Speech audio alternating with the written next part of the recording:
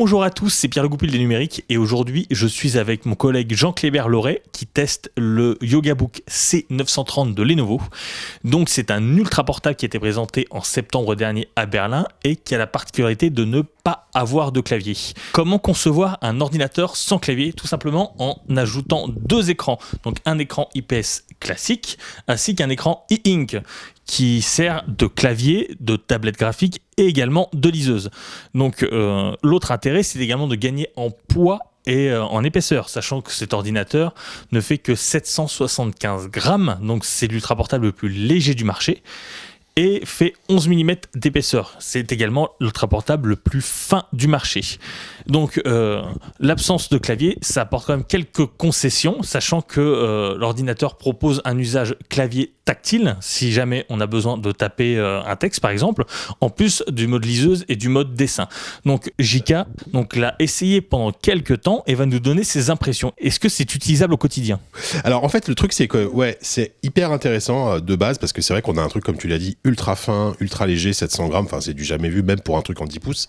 Mais donc ce clavier e-ink, donc en fait quand on sort de veille, bon déjà il n'est pas hyper réactif et donc on a ce clavier virtuel qui avec un retour haptique. Donc quand on tape dessus, on a des légères vibrations, c'est réglable sur 4 niveaux, donc on peut plus ou moins accentuer les vibrations.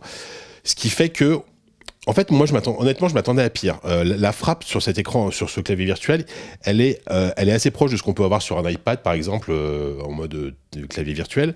Et on va dire que c'est possible de taper du texte avec, mais on va dire que si vous êtes habitué à taper avec tous vos doigts, nous, dans notre métier, on passe notre temps, notamment quand on est en déplacement, à écrire des papiers assez longs en déplacement.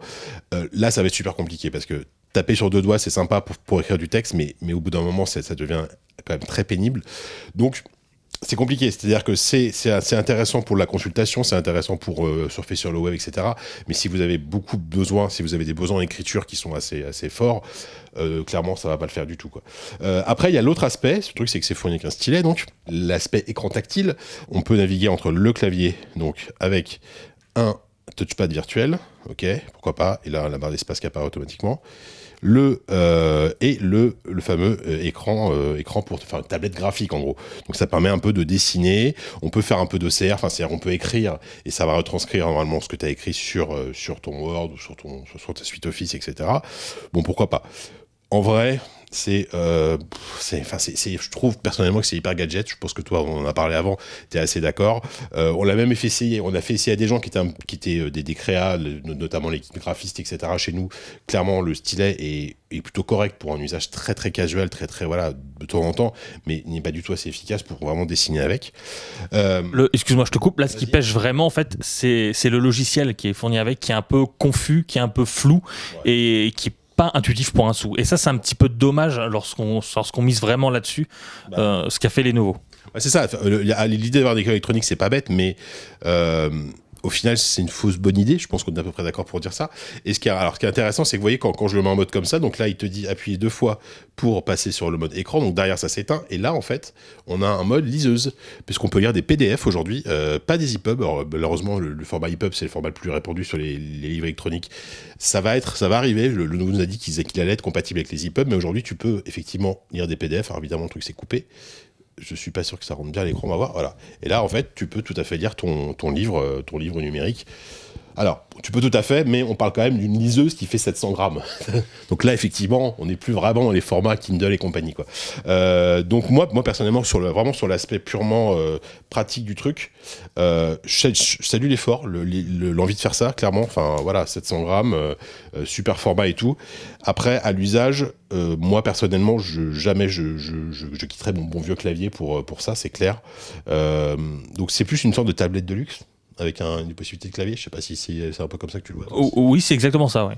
Donc voilà, c'est un petit peu dommage, sachant que on l'a pas précisé, mais c'est pas la première fois que le Lenovo tente ça. Il y avait déjà eu un YogaBook sur Android il y a 2-3 ans de cela, avec un clavier qui était encore moins réussi. Là, ils ont quand même amélioré certaines choses, notamment la présence d'un touchpad tout simplement virtuel, qui est quand même extrêmement bienvenu. Voilà, c'est pas encore ça. Et puis surtout, je vois pas trop comment il pourrait encore améliorer le truc. Enfin, le concept, il est là, mais est-ce que c'est pas juste le concept de l'écran E-Ink qui est foireux en fait?